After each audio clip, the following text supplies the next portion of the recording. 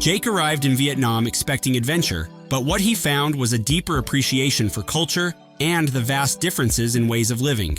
From the moment he stepped off the plane in Hanoi, he was overwhelmed by the chaotic yet beautiful energy of the city.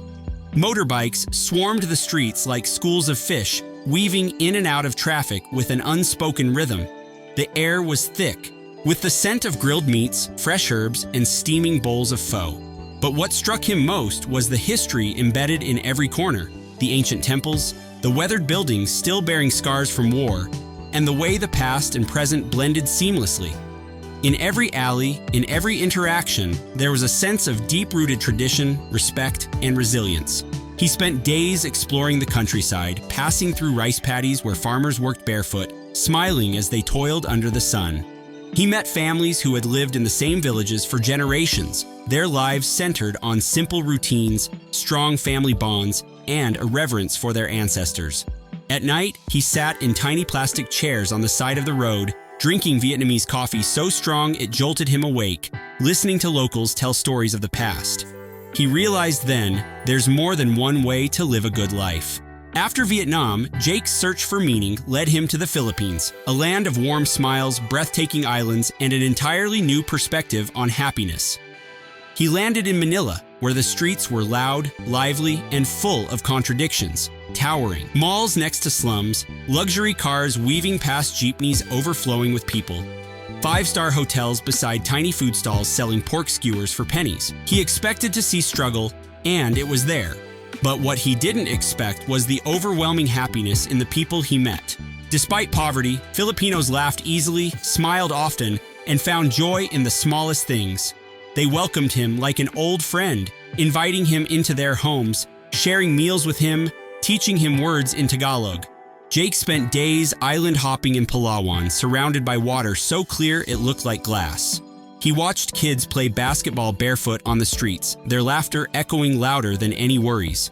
He met fishermen who lived in wooden huts on stilts, men who had barely anything, but somehow had everything. One evening, while sitting by a bonfire on a secluded beach, a local fisherman told him, "We don't need much to be happy.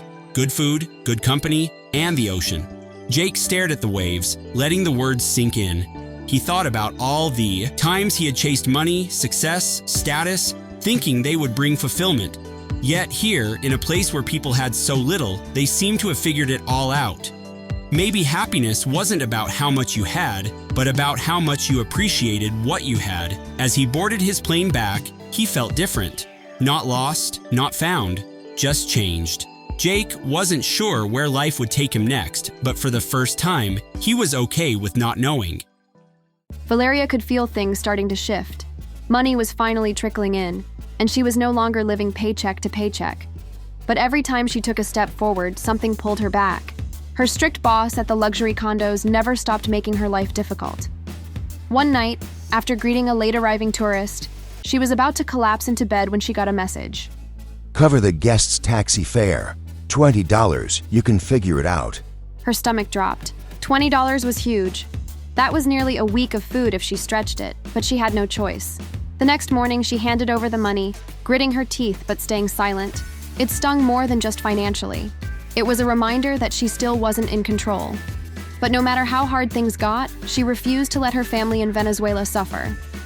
Every month, she sent whatever she could back home, sometimes $50, sometimes just $10. Her mother and younger siblings depended on her.